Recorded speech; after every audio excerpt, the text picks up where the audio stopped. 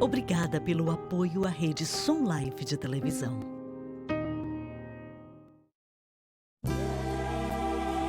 Sejam bem-vindos ao programa Estudo na Palavra, uma explanação de estudos bíblicos tendo como foco a cruz de Cristo.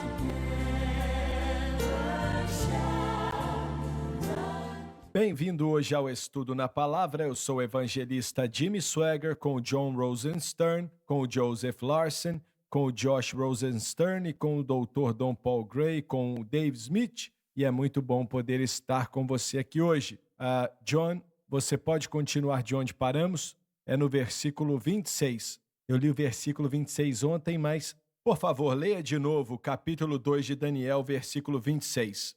O rei perguntou a Daniel, também chamado de Beltesazar: você é capaz de contar-me o que vi no meu sonho e interpretá-lo?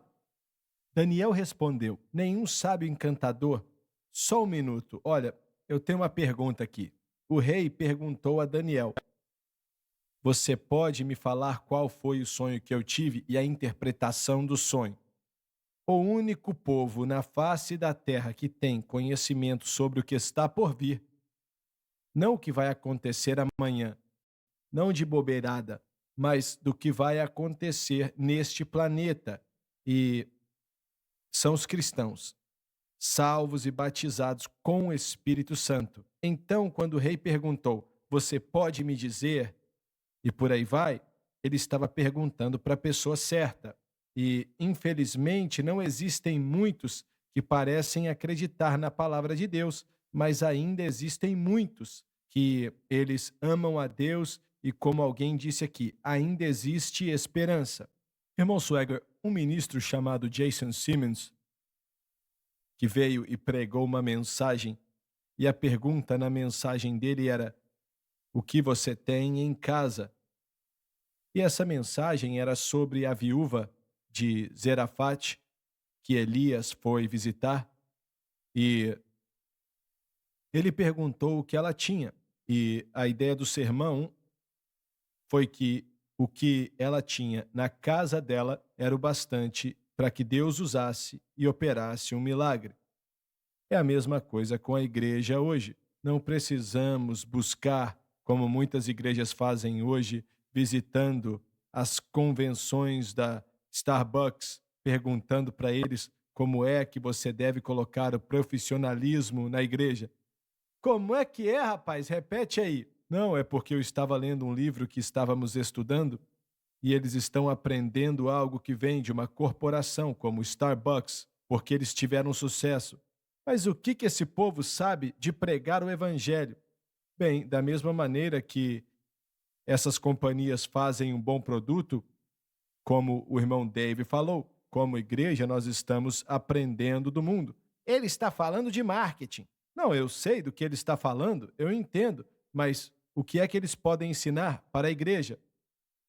Bom, eles falam que eles têm algo para oferecer. Eles têm algo sim, o que eles têm para nos oferecer é café, isso sim. É verdade, precisamos de café. Mas a verdade é o que você falou. Deus já providenciou.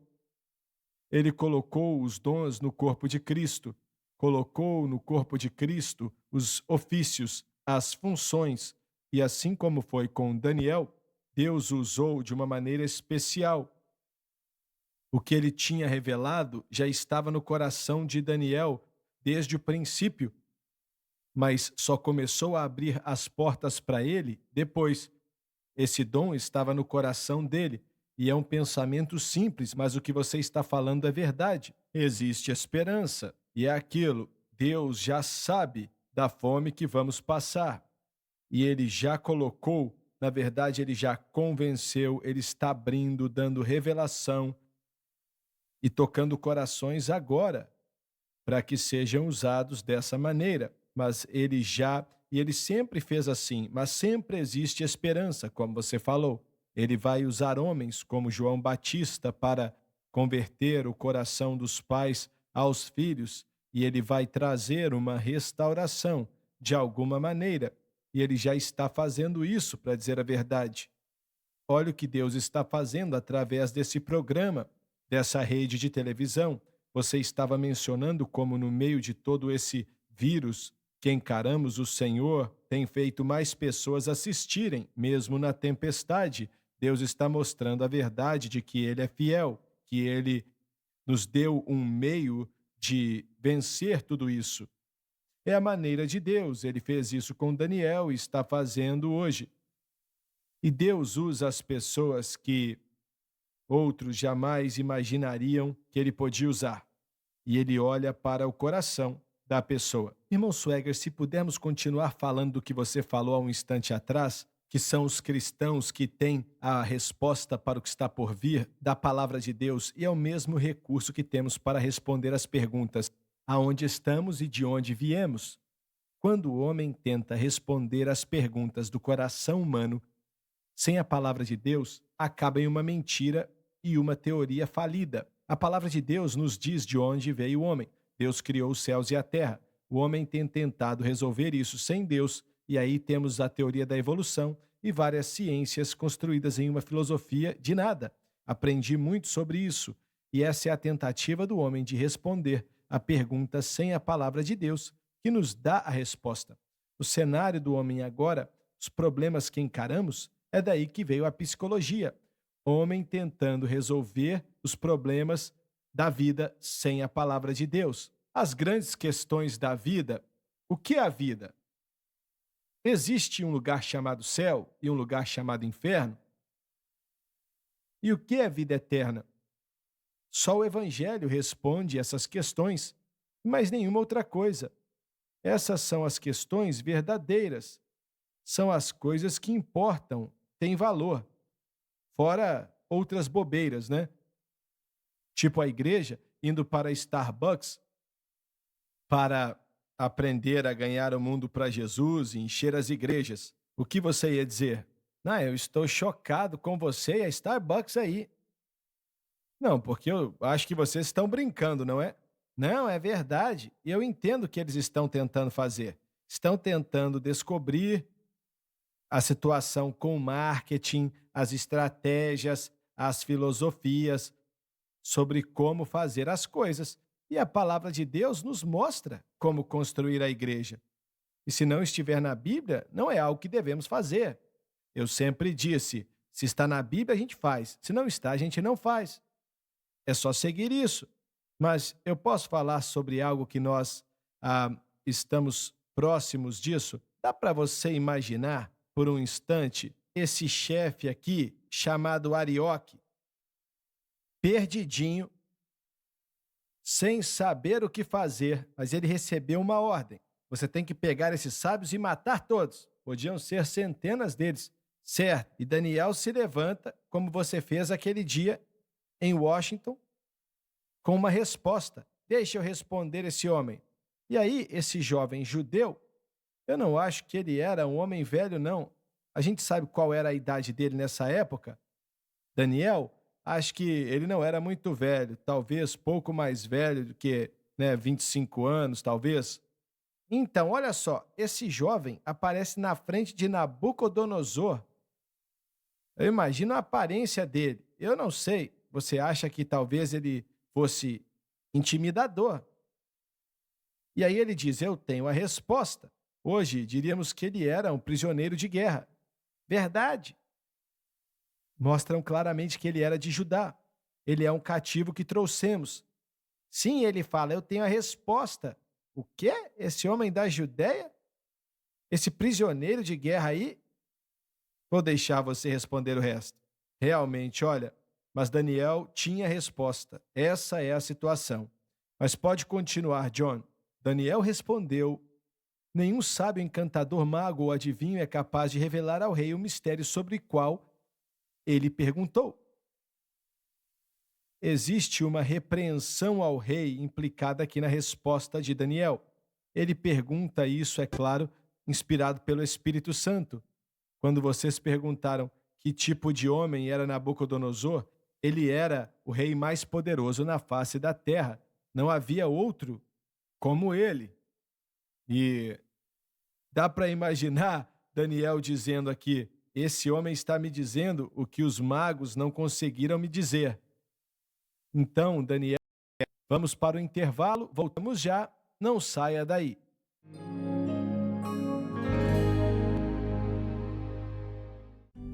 Todo crente deveria estudar a palavra de Deus. Dirigido por Deus e com muita sabedoria, o irmão Swaggart reuniu esses comentários bíblicos para ajudar os crentes. Os comentários da Bíblia, elaborados por Jimmy Swaggart, podem ser considerados um dicionário bíblico, uma enciclopédia bíblica. Com esses recursos, você terá a oportunidade de se aprimorar. Para fazer o seu pedido, ligue ou visite o site.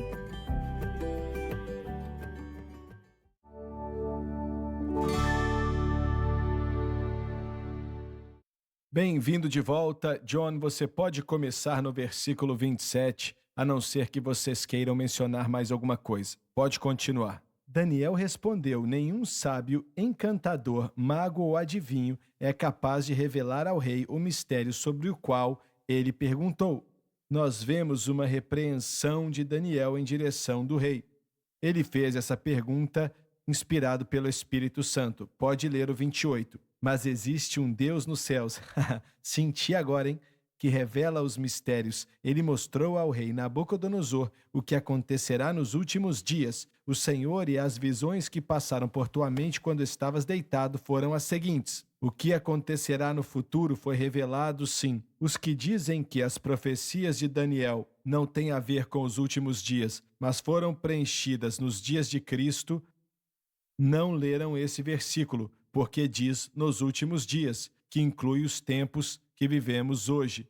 Imagine só, senhoras e senhores, infelizmente, o mundo hoje não tem a menor ideia do que está acontecendo, não tem a menor ideia do que está por vir, não tem a menor ideia de como será o amanhã.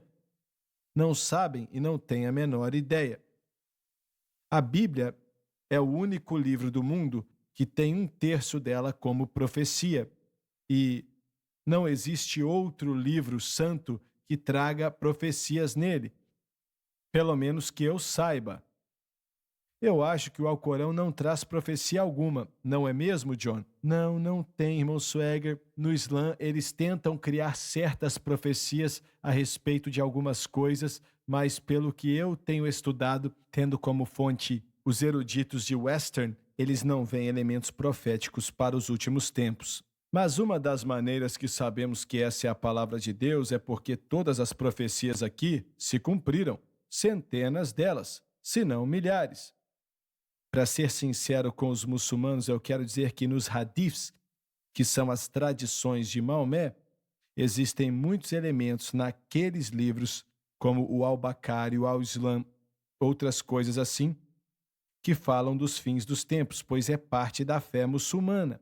E eles acreditam nos últimos tempos, acreditam nos sinais que estão para acontecer e na vinda daquele que vai ser chamado de Dajjal, chamamos de anticristo, acreditam na volta de Isa, que é Jesus, e vai voltar para destruir os judeus, depois vai morrer, e eles acreditam na reconciliação ou no dia do juízo, que é um pilar da fé muçulmana. E mesmo o Alcorão não falando especificamente sobre eventos que vão acontecer, existem sim algumas outras coisas que são mais explicadas nos hadiths. Ah, entendi. Mas e o livro de Mórmon, hein? Tem alguma profecia nele? Mais uma vez, olha, recentemente eu li o livro e é um livro de história, A Pérola de Grande Valor e outras obras de literatura escritas por mormons. Dizem que é mais uma tradição e tem a ver com a história, e o objetivo deles é que um dia eles vão se tornar Deus. Certo, mas nada se compara com a Bíblia em relação a profecias. Nem quão certa a Bíblia está. Vemos no livro de Daniel as profecias que ele deu, especialmente a respeito da vinda do príncipe. E literalmente o Robert Henderson pôde mostrar as datas pegando os calendários da história e marcando aqueles dias na história, porque é possível ver como Simão e Ana estavam no templo e dali vemos a hora que o Messias veio. Sim, e acredito que foi na última quarta-feira à noite, no estudo bíblico, nós vemos que os judeus em Jerusalém leram o que Jesus falou sobre o exército tomando aquela cidade. Fugiram e nenhum cristão perdeu sua vida, porque eles leram e aconteceu exatamente como ele falou. Há pouco tempo atrás eu li, e talvez tenha mudado hoje, que o mundo da arqueologia, quando encontram algo que parece ser contra a Bíblia, antigamente eles iam contra, mas descobriam que estavam errados. E toda vez era provado que eles estavam errados. Então, hoje em dia, quando eles encontram algo que parece ir contra a palavra de Deus, eles não falam nada, porque daqui 1 ano ou 5 anos eles vão escavar outra coisa que vai provar que a palavra de Deus é real. E como eu falei, talvez isso esteja diferente hoje, não sei. Mas eu sei que eu estava assistindo o jornal há 8 ou 10 anos atrás e eles disseram no anúncio que não existe prova histórica de maneira alguma, ou não existia prova de que Davi tinha vivido. Não havia nada que provasse que ele tinha vivido, até e o arqueólogo descobriu algo no Oriente Médio e dizia que a batalha tinha sido travada e o filho de Davi tinha sido derrotado, algo desse tipo. E especificava que Davi tinha vivido e por aí vai. Mas o que mencionei sobre a arqueologia, vocês já viram ou leram isso? Bem, eu sei que em Jerusalém agora, na antiga cidade, no Monte do Templo, que nesse momento é controlado pelo pessoal da Jordânia, né? Eles não permitem que Israel ou nenhuma outra pessoa faça nenhum tipo de escavação. E acredito que a razão é porque estão preocupados que se começarem a cavar um pouco que seja e procurar, vão encontrar muitas provas.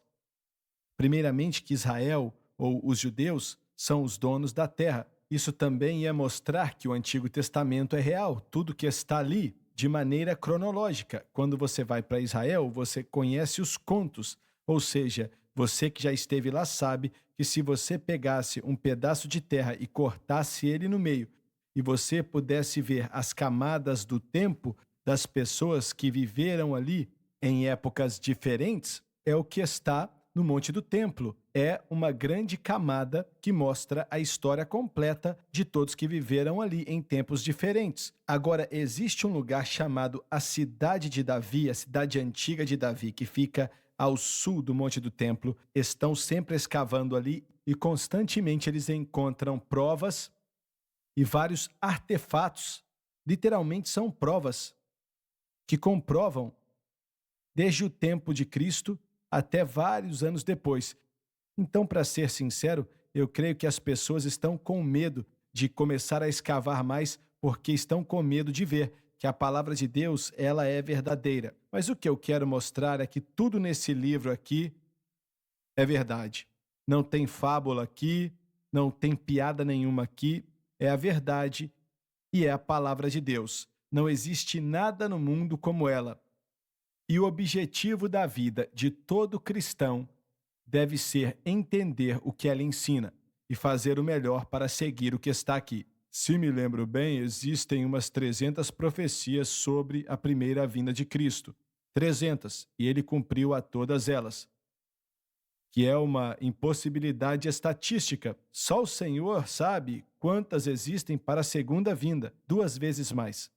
E vai acontecer exatamente como é mencionado ali. Tem 2 livros que são maravilhosos. A Evidência do Veredito do Homem 1 e a Evidência do Veredito do Homem 2 falam muito sobre achados arqueológicos. O Dr. Randall Price escreveu vários livros, também é um arqueólogo que trabalha com a sociedade de Israel. Existem muitas informações arqueológicas e históricas que comprovam, verificam e acabam dando evidência para a palavra de Deus e sua história e o que ela diz. Certo. Se pudermos notar aqui no versículo 28, a resposta de Daniel, e eu amo isso, diz: mas existe um Deus no céu. Isso é importante porque Nabucodonosor e aqueles caldeus naquela área, naquela época,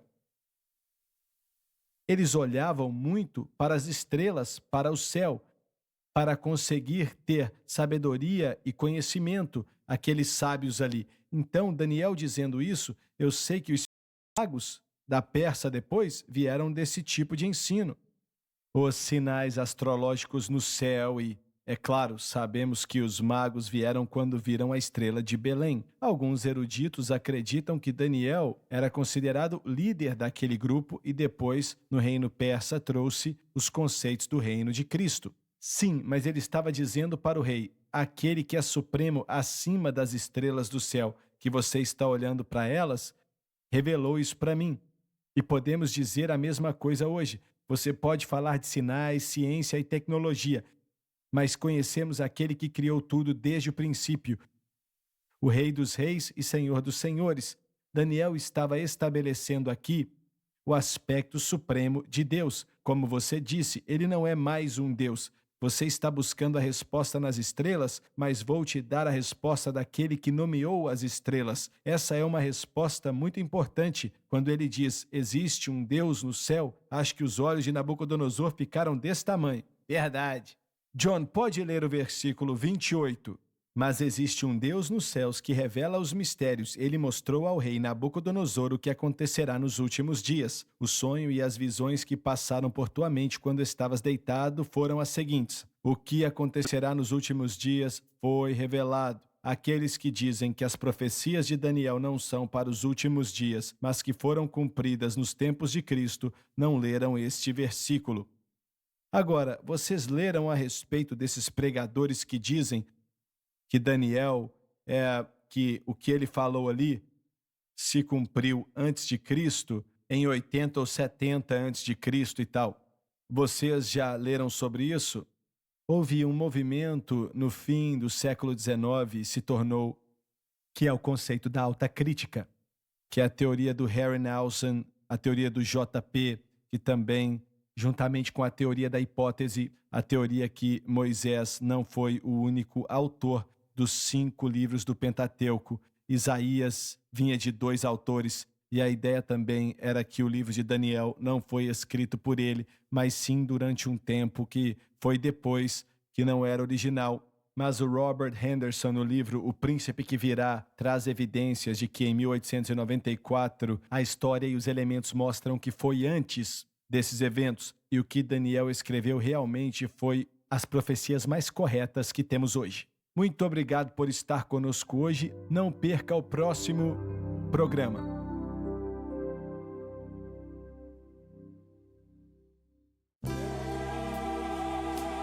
Obrigada por assistir o programa de hoje, um estudo na palavra. Assista os programas arquivados online no site sunlifetv.com.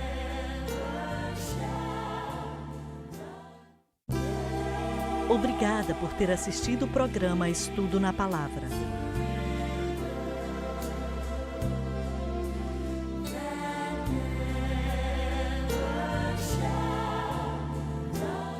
Creia que a SBN está pregando a verdade. Existe uma guerra na América.